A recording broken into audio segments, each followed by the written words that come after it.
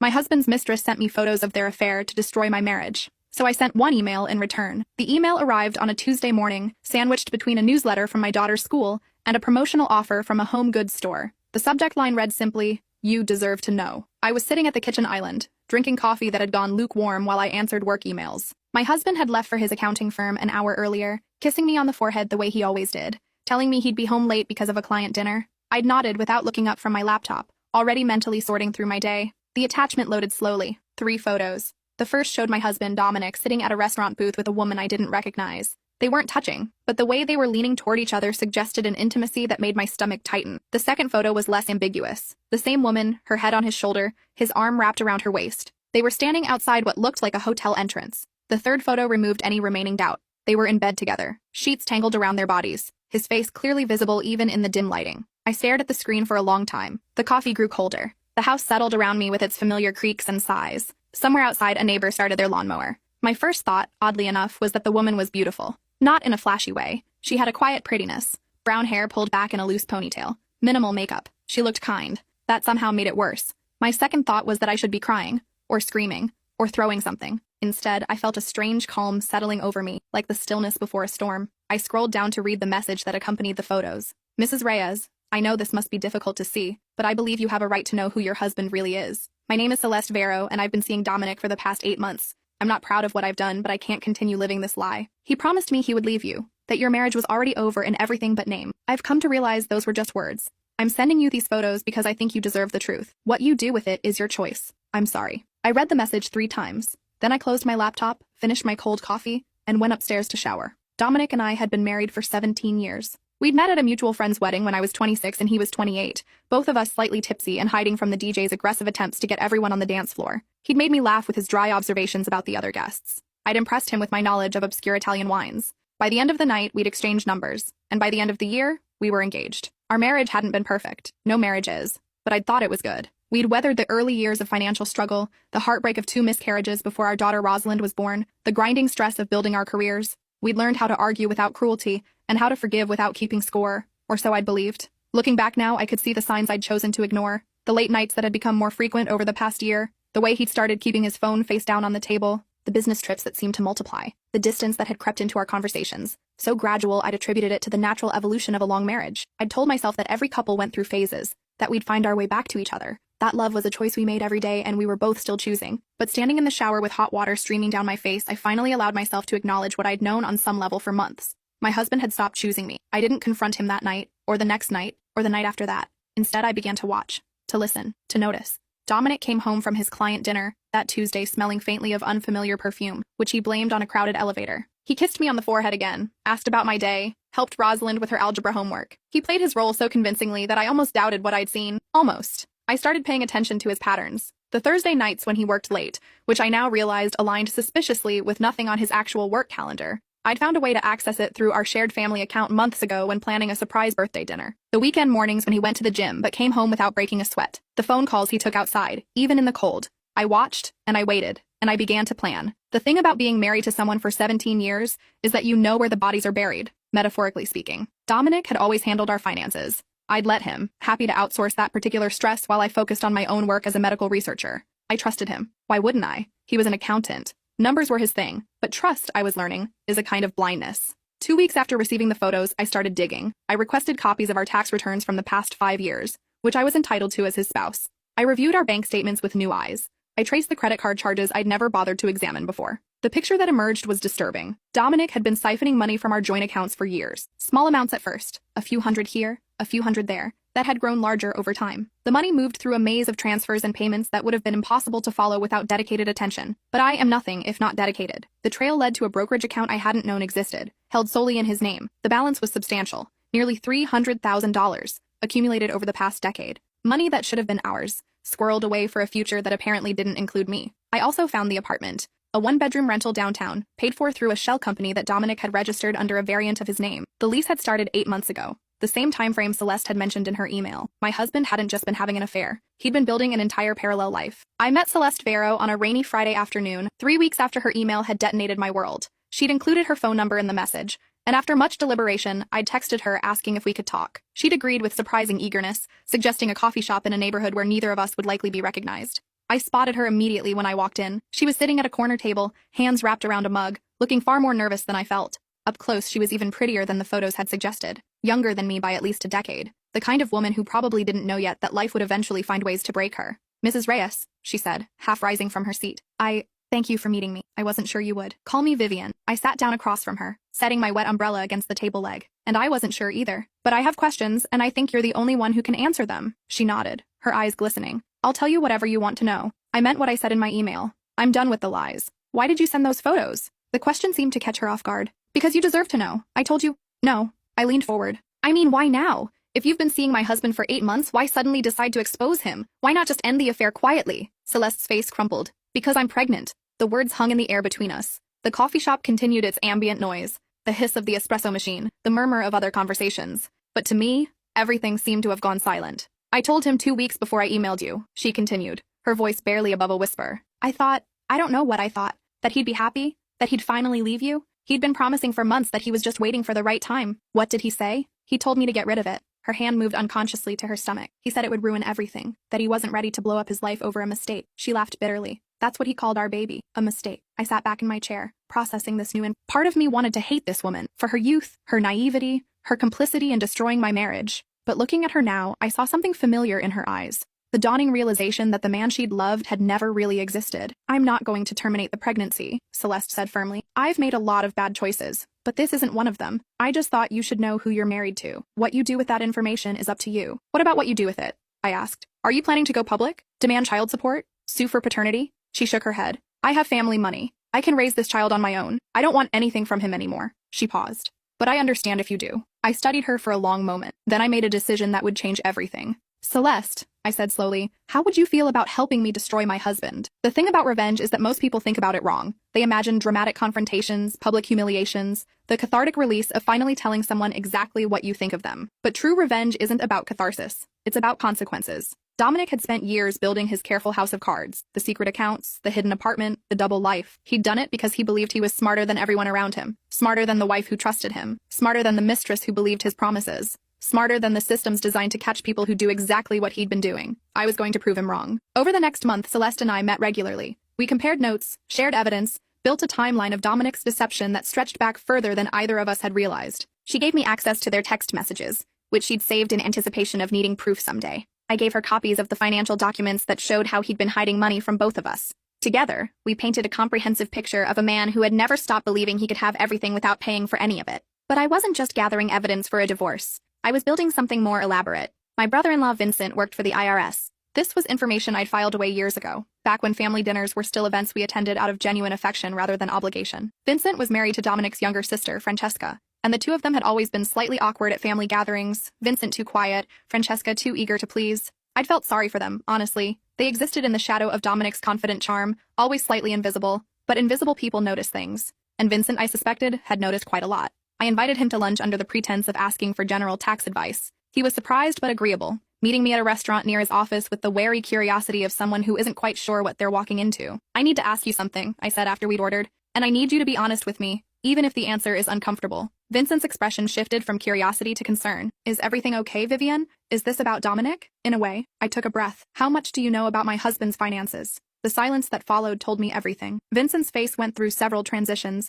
surprise, discomfort, something that looked almost like relief. "I've had suspicions," he finally admitted. "For years, actually. Some of the things he's mentioned at family dinners, the way he talks about his investments, it hasn't added up. But he's my brother-in-law, and Francesca adores him. I didn't want to, 'cause problems?" He nodded miserably. "I know that sounds cowardly. It sounds human." I reached across the table to touch his hand. "But I think it's time to stop looking the other way, and I could use your help." That lunch lasted 3 hours. By the end of it, Vincent had agreed to review the documents I'd gathered, and I had a much clearer picture of just how deep Dominic's financial misconduct went. It wasn't just the secret accounts. It wasn't just the hidden apartment. My husband had been committing tax fraud for over a decade, underreporting income, claiming false deductions, hiding assets in offshore accounts that I hadn't even known existed. The brokerage account I'd found was just the tip of an iceberg that extended far below the surface. Vincent couldn't directly report his own brother-in-law. That would be a conflict of interest that could torpedo any subsequent investigation. But he could point me toward the right people to contact, the right forms to file, the right way to become a whistleblower without getting caught in the legal crossfire. "Are you sure you want to do this?"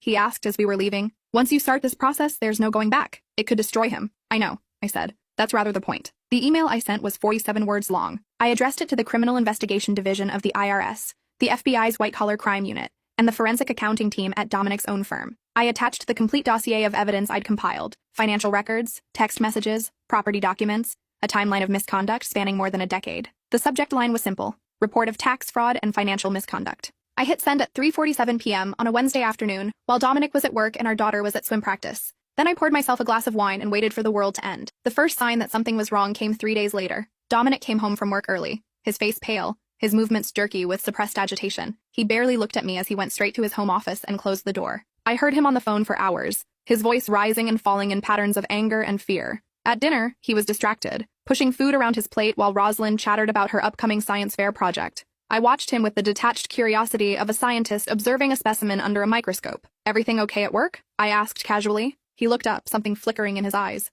Suspicion? Fear? I couldn't quite tell, before his expression smoothed into practiced neutrality. "Just some client issues. Nothing to worry about." I nodded and returned to my meal, hiding my satisfaction behind a bite of roasted chicken. The next 2 weeks were a study in controlled chaos. Dominic's firm launched an internal investigation, which he dismissed to me as routine compliance stuff. But I knew better. Vincent kept me quietly informed, telling me that the firm had already found enough irregularities to warrant serious concern. Meanwhile, the IRS had opened their own case. The amount of money Dominic had hidden was substantial enough to qualify as criminal tax evasion, not just civil fraud. They were taking their time, building an airtight case before making any moves. Through it all, I played the role of the unsuspecting wife. I asked concerned questions about his stress levels. I suggested he take time off, see a therapist, talk to someone about whatever was weighing on him. I was solicitous and supportive and utterly, perfectly normal. He never suspected a thing. The night before everything fell apart, Dominic came to bed earlier than usual. He lay beside me in the darkness, not touching, his breath shallow and uneven. "Vivian," he said quietly, "I need to tell you something." My heart rate increased, but I kept my voice calm. "What is it?" A long pause. I could feel him gathering himself, working up to something. For one wild moment, I thought he might actually confess, that he might finally tell me the truth about Celeste, about the money, about all of it. Instead, he said, "I think I might be in some trouble at work. Some things have come to light that I need you to know that whatever happens, I love you. I've always loved you." I lay there in the darkness, listening to my husband declare his love while knowing exactly how hollow those words were. He wasn't confessing out of guilt or conscience. He was preemptively positioning himself for when the truth came out, trying to secure my loyalty before he needed it. "I love you too," I said, the words tasting like ash in my mouth. He reached over and took my hand. I let him hold it until he fell asleep. The arrest happened on a Thursday morning. Dominic had just gotten into his car to drive to work when 2 black SUVs pulled into our driveway. I watched from the kitchen window as federal agents approached his vehicle, badges displayed. Watched as they asked him to step out. Watched as they handcuffed him, read him his rights, and placed him in the back of one of the vehicles. He never looked toward the house. Never looked for me. Maybe he was too shocked. Or maybe, even then, he was calculating his next move, figuring out how to spin this in his favor. I stood at the window until the SUVs drove away. Then I called my lawyer to begin divorce proceedings and my daughter to tell her I was picking her up from school early, that we needed to talk about something important. The weeks that followed were a blur of legal proceedings, media attention, and difficult conversations. Dominic's arrest made the local news. Respectable accountant charged with tax evasion, fraud, and a host of related crimes. The firm he'd worked at for 20 years terminated him immediately and issued a public statement distancing themselves from his actions. His clients scrambled to determine how much damage he'd done to their own finances. I gave interviews to reporters, playing the devastated wife who'd had no idea her husband was living a double life. I expressed shock, betrayal, appropriate amounts of anger and grief. I never once mentioned Celeste or the photos or the fact that I'd been the one to light the match that burned it all down. Dominic tried to contact me repeatedly from jail,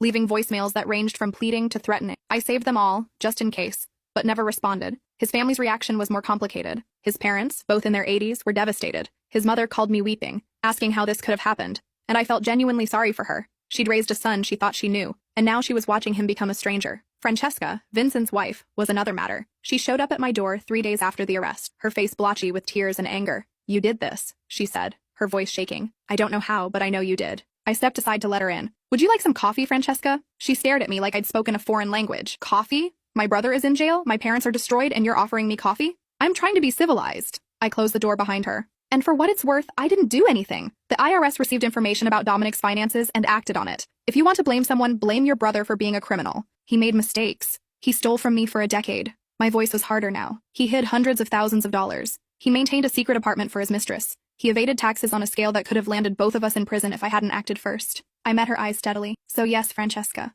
I reported him, and I would do it again. She left without another word. I didn't expect to hear from her again, and I was right. Vincent, on the other hand, became an unlikely ally. He testified in Dominic's trial, providing expert analysis of the financial records that helped establish the scope of the fraud. His wife divorced him 3 months later. Apparently, family loyalty only extended so far. The divorce was finalized 6 months after Dominic's arrest. Thanks to the evidence I'd gathered and the criminal charges pending against him, I was awarded the majority of our marital assets. The secret brokerage account was clawed back by the IRS to pay his tax debt, but there was enough left in our legitimate accounts to ensure Rosalind and I would be comfortable. The house was mine. The car was mine. The life we'd built over 17 years, what remained of it anyway, was mine. Dominic pleaded guilty to multiple charges in exchange for a reduced sentence. He got 7 years in federal prison, which his lawyer apparently considered a victory. I considered it the beginning of a debt he could never fully repay. Celeste had her baby in March. A girl. She named her Margot. We'd stayed in touch throughout everything, our unlikely alliance deepening into something that resembled friendship. I visited her in the hospital the day after the delivery,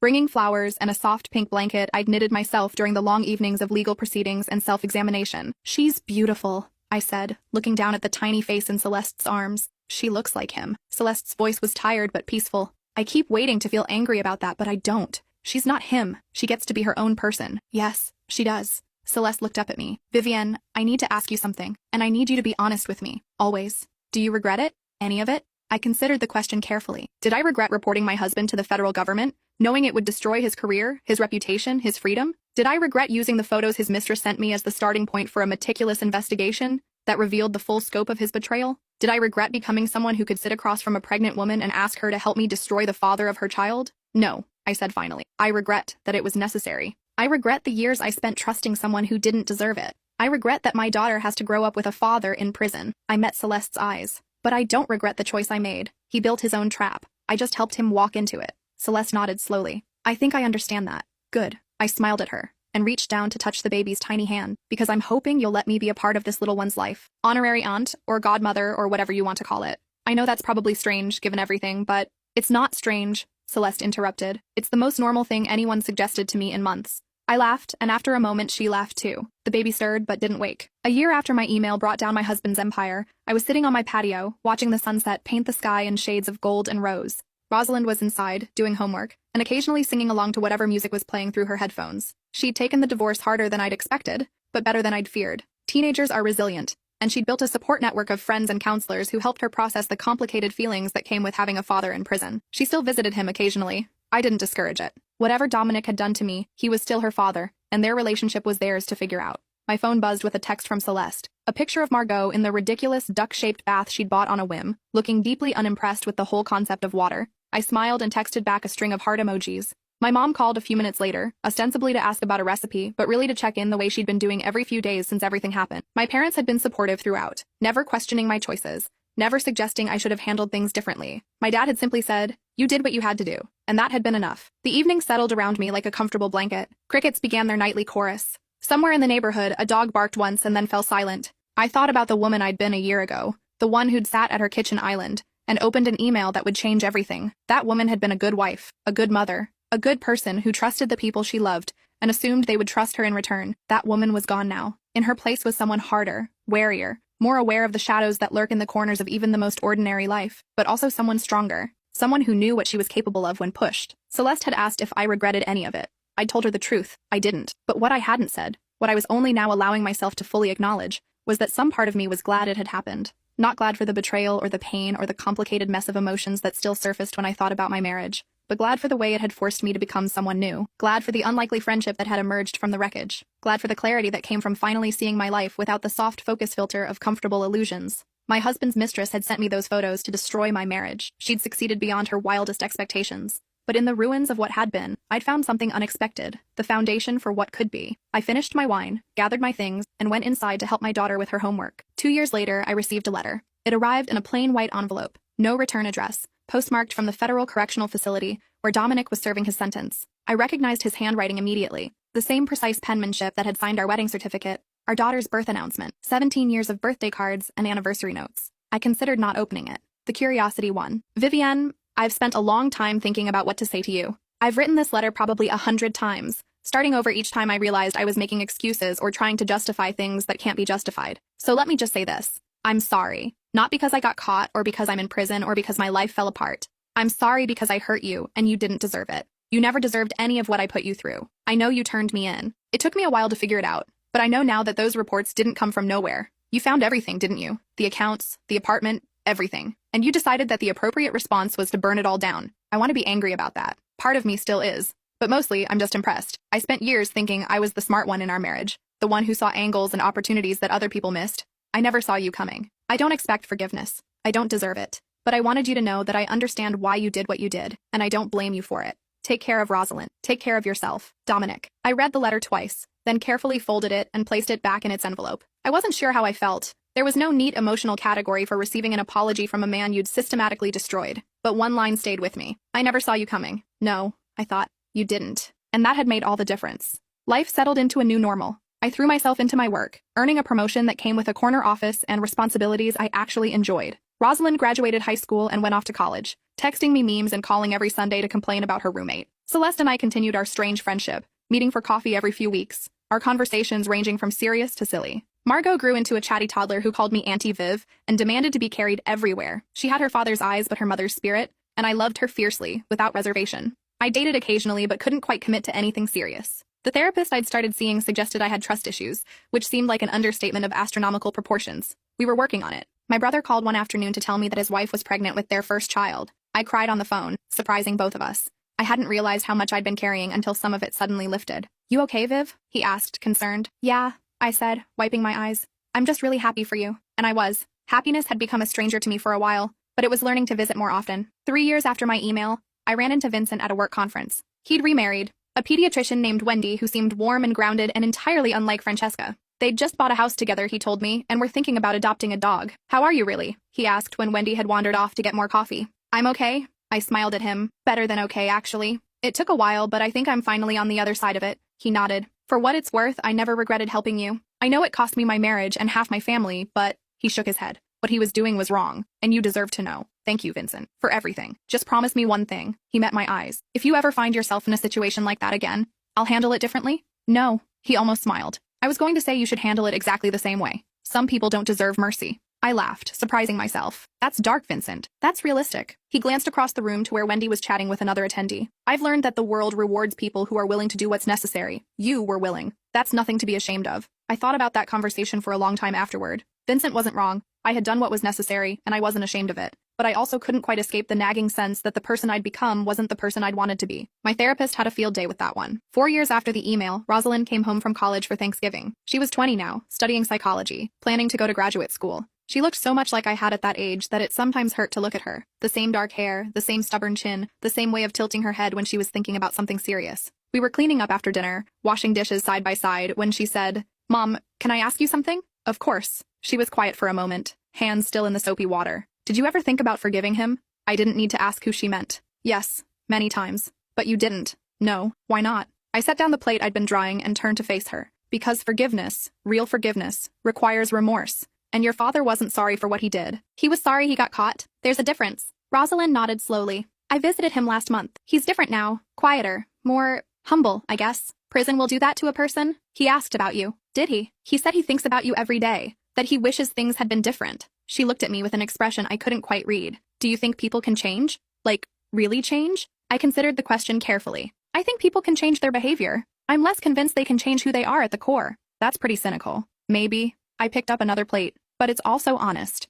Your father hurt a lot of people because he believed he was entitled to more than what he had. That belief didn't come from nowhere. It was part of who he is. And I don't think 5 years in prison is enough to fundamentally alter that. Rosalind was quiet for a long time. Then she said, I'm not sure I agree with you. That's okay. You don't have to. But I understand why you feel that way. She reached over and took my hand, and I don't blame you for any of it. I want you to know that. My eyes stung with sudden tears. Thank you, sweetheart. I love you, Mom. I love you too, more than anything. We finished the dishes in companionable silence. 5 years after my email, Dominic was released from prison. I heard about it from Rosalind, who'd gotten a call from his lawyer. He was going to live with his parents for a while, she said. Try to figure out his next steps. He wanted to rebuild his relationship with her. How do you feel about that? I asked. Complicated. She sighed. He's my dad. I can't just pretend he doesn't exist. But I also can't forget what he did. Nobody's asking you to forget. I know. She paused. He wants to meet with you too. Talk things out. Get closure. Whatever that means. I almost laughed. I'm sure he does. You don't have to if you don't want to. I told him that. What do you think I should do? Rosalind considered for a moment. I think you should do whatever feels right to you. You've spent 5 years moving forward. Don't let him pull you backward. My daughter, I thought, had become remarkably wise. I met Dominic at a coffee shop. Different from the one where I'd met Celeste all those years ago, but similar enough that the symmetry wasn't lost on me. He looked older, thinner. The The prison pallor hadn't quite faded from his skin, and there was a cautiousness to his movements that hadn't been there before. He'd always moved through the world with confidence, like someone who knew he belonged. Now he seemed uncertain of his place in it. Vivienne. He half rose as I approached, then seemed to think better of it and sat back down. Thank you for agreeing to meet. I sat across from him. What do you want, Dominic? Straight to the point. You haven't changed. Neither have you, apparently, if you think flattery will work on me. He flinched. Fair enough. He wrapped his hands around his coffee cup, not drinking. I wanted to apologize. In person. I know the letter I sent wasn't. I know it wasn't enough. No, it wasn't. I've spent 5 years thinking about what I did. To you, to Celeste, to Rosalind, to everyone. He looked up at me. I don't expect you to believe this, but I'm not that person anymore. Then who are you? He didn't answer immediately. The coffee shop hummed around us. Conversations, clinking cups, the whoosh of the espresso machine. I'm someone who's trying to be better, he finally said. Someone who knows what it's like to lose everything and have only himself to blame. I'm not asking for forgiveness, Vivienne. I know I don't deserve it, but I wanted you to know that I'm sorry, really sorry. Not because I got caught or because I went to prison, because I hurt you, because I took the life we built and destroyed it. I studied him for a long moment. He held my gaze, not flinching, not looking away. Dominic, I said eventually, I believe that you're sorry. I believe that prison changed you in some fundamental way, but I need you to understand something. What? I don't care. His face went blank with shock. What? I don't care if you're sorry. I don't care if you've changed. I don't care what kind of person you are now or what kind of person you want to become. I kept my voice level, measured, the same tone I used in professional presentations when I needed to convey absolute certainty. You spent 17 years lying to me. You stole from me. You betrayed me in ways I'm still discovering. And when your mistress got pregnant, your first response was to tell her to get rid of the baby because it was inconvenient. I know. I'm not finished. I held up a hand. You asked me to meet you because you wanted closure. Fine. Here's your closure. I don't forgive you. I will never forgive you. And that's not because I'm bitter or angry or unable to let go of the past. It's because forgiveness is a gift, and you haven't earned it. He opened his mouth to respond, then closed it again. Swallowed hard. I watched him process what I'd said. Watched the emotions flicker across his face. Hurt. Understanding. Something that might have been acceptance. Okay, he said quietly. Okay. I hope you rebuild your relationship with Rosalind. She deserves a father who shows up for her, even if it's 20 years too late.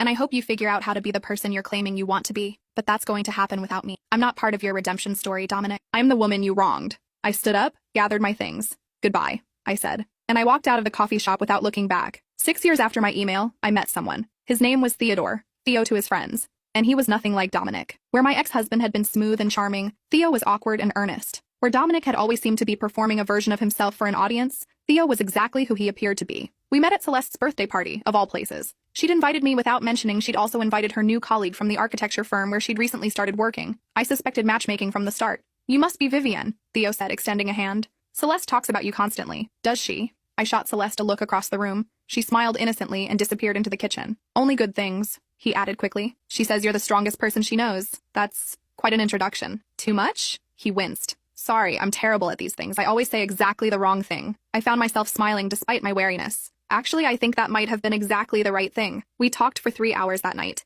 He told me about his work designing sustainable housing, his obsession with vintage record players, his 2 failed attempts at learning to cook. I told him about my research, my daughter, my complicated divorce from a man currently rebuilding his life post-prison. You turned him in yourself? He said, not judgmental, just curious. I did. That must have taken courage. Or spite. I'm not sure which. He considered this. Maybe both. Maybe spite and courage aren't as different as we think. I realized, with some surprise, that I liked this man. Liked his thoughtfulness, his willingness to sit with complicated emotions rather than trying to fix them. Liked the way he looked at me like I was a puzzle he wanted to understand. Would you like to have dinner sometime? I asked. His face lit up. I would like that very much. 7 years after my email, I stood in a small garden venue, surrounded by friends and family, and married Theodore in a ceremony that couldn't have been more different from my first wedding. Where that wedding had been large and elaborate, 300 guests, a 5-course dinner, a 12-piece band, this one was intimate and simple. 50 people. A local restaurant's private room, a playlist we'd made together on lazy Sunday mornings. Rosalind was my maid of honor. Celeste read a poem about second chances. My mom cried through the whole ceremony. My dad walked me down the aisle and whispered, "You deserve this," before handing me off to Theo. When the officiant asked if there were any objections, I had a brief, irrational flash of fear that Dominic would somehow appear and create a scene. He didn't, of course. He'd sent a card when Rosalind told him about the engagement. Brief, polite, wishing me well. I'd thrown it away without reading it twice. Theo's vows made me laugh. Mine made him cry. We were both beaming as we walked back down the aisle, hands clasped, entering the next chapter of our lives. At the reception, Rosalind raised a glass. To my mom, she said, who taught me that you can rebuild anything if you're willing to do the work. And to Theo, who had the good sense to recognize an amazing woman when he met one. May your marriage be as strong as both of you. Later, as we danced to a song I'd loved since college, Theo whispered in my ear, "No regrets?" I thought about the question. Thought about the woman who'd sat at her kitchen island 7 years ago and opened an email that changed everything. Thought about the choices I'd made, the bridges I'd burned, the person I'd become. No regrets, I said. Not anymore. 8 years after my email, I became a grandmother. Rosalind had married her college sweetheart, a quiet engineer named Elliot who looked at her like she'd hung the moon. They'd had a small wedding, nothing like yours and Dad's first one, she'd said with a wry smile, and settled in a suburb about an hour away. The baby came early, 3 weeks before his due date, arriving in a rush of panic and phone calls and a frantic drive to the hospital. I made it in time for the birth, holding Rosalind's hand while she pushed, watching my grandson enter the world squalling and red-faced and absolutely perfect. They named him Oliver. He had his mother's dark hair and his father's calm disposition, and I fell in love with him instantly. "You're a grandmother," Theo said that night, his arm around me as we looked at photos on my phone. "How does that feel?" "Old," I said, "and incredibly happy." Celeste came to visit the next week, bringing Margot, who was 7 now and deeply interested in everything related to babies. She and Oliver's other grandmother, Elliot's mother, a kind woman named Priscilla, bonded over their shared obsession with knitting baby clothes. "Look at us," Celeste said, watching Margot carefully hold the baby under Rosalind's supervision. "Who would have thought we'd end up here?" "Not me," I admitted. 8 years ago, I thought my life was over. Instead, it was just beginning. She smiled at me. "That's the thing about destruction. Sometimes what you build from the rubble is better than what was there before." I thought about that for a long time afterward. About destruction and construction, endings and beginnings, about the email I'd sent and everything that had followed. My husband's mistress had sent me photos to destroy my marriage. She'd succeeded, but in doing so, she'd also set in motion a chain of events that led me here, to this moment, surrounded by people I loved, living a life I'd never imagined. One email in return. That's all it had taken. 9 years after my email, Dominic died. Heart attack, sudden and unexpected, at the age of 62. Rosalind called me in tears, and I went to her immediately, holding her while she cried. "I thought I'd have more time," she said, "to figure things out with him, to really forgive him." "Did you need to forgive him?" "I don't know. Maybe not forgive, exactly. But understand? Accept?" She wiped her eyes. He was trying so hard to be better. These last few years, he really was different. I believed her. From what Rosalind had told me, Dominic had spent his post-prison years quietly, living modestly, volunteering at a financial literacy program for low-income families. It was almost enough to make me revise my opinion of almost. "I'm going to the funeral," Rosalind said. "Will you come with me?" Every instinct told me to say no, but this wasn't about me. It was about my daughter, and she needed. "Of course," I said. The funeral was small. Dominic's parents had both passed a few years earlier, and many of his former friends had distanced themselves after his conviction. Francesca was there, looking older and more tired than I remembered. We nodded at each other but didn't speak. I stood at the back of the chapel and watched the service, feeling strangely hollow. This man had been my husband for 17 years. He'd been my partner, my confidant, the father of my child. Then he'd been my adversary, my enemy, the target of my carefully planned revenge. Now he was just gone. After the service, I found myself standing at the gravesite, alone. Everyone else had left for the reception, but I'd claimed I needed a moment. Theo had understood, squeezing my hand before leaving with Rosalind. I looked at the freshly turned earth and tried to summon some emotion, grief perhaps for the man I'd once loved, or satisfaction for the justice I'd achieved, or even relief that this chapter of my life was finally, truly closed. Instead, I felt something I hadn't expected. Peace. "You were a lot of things, Dominic," I said quietly. "Some of them good, some of them terrible. I spent a long time hating you for what you did. Then I spent a long time trying not to think about you at all." I paused. "But I want you to know something. I don't hate you anymore. I don't forgive you either, but I don't hate you. I'm just done. And I think maybe you were too." I stood there for another moment, then turned and walked away. 10 years after my email, I wrote this all down. I'm not sure why.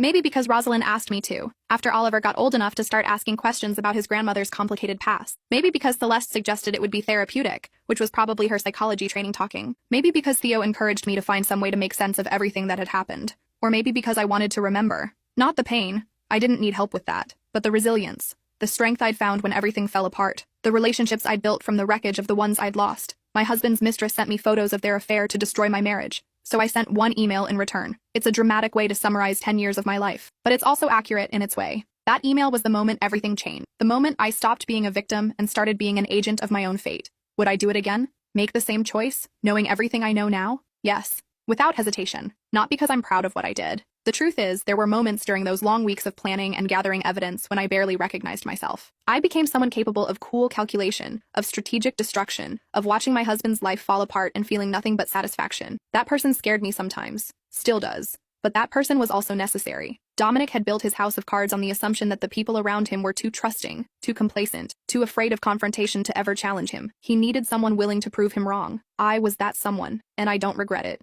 Epilogue. 15 years later. The morning sun streams through the kitchen windows as I make coffee, same as I have for decades now. But the kitchen is different. We renovated it 3 years ago, finally getting the layout I'd always wanted. And the woman making the coffee is different too. I'm 67 years old. My hair has gone silver and I've finally given up coloring it. My hands have arthritis on cold mornings, and I can't read a restaurant menu without my glasses. But I'm healthy, mostly happy, and surrounded by more love than I ever expected. Theo shuffles in, still half asleep, and wraps his arms around me from behind. Morning, beautiful. Morning, gorgeous. We've been doing this routine for nearly a decade, and it never gets old. Big day today. Oliver's recital is at 3, and Margot is coming for dinner. I pour 2 cups of coffee. Also, Rosalind called. She's pregnant again. Theo's face breaks into a grin. Another grandchild? Another grandchild. I hand him his cup. Life keeps moving forward, doesn't it? He kisses my temple. That's what it's supposed to do. Later, sitting in the school auditorium watching my grandson murder a violin solo with more enthusiasm than skill, I think about all the lives that led to this moment, all the choices, all the consequences, all the paths taken and not taken. My first marriage ended in betrayal and revenge. My second began with honesty and has only deepened over time. My daughter forgave her father more than I ever could, and she's the better person for it. Celeste became the sister I never had, and her daughter calls me family. None of this would have happened without that email, without the photos that broke my heart, without the decision to stop being a bystander in my own life. So yes, I do it again. All of it. Every painful, complicated, morally ambiguous moment. Because this, the silver hair, the arthritic hands, the music of a grandson's terrible violin playing, the warmth of a good man's love, this is what I built from the rubble. And it's exactly what I wanted.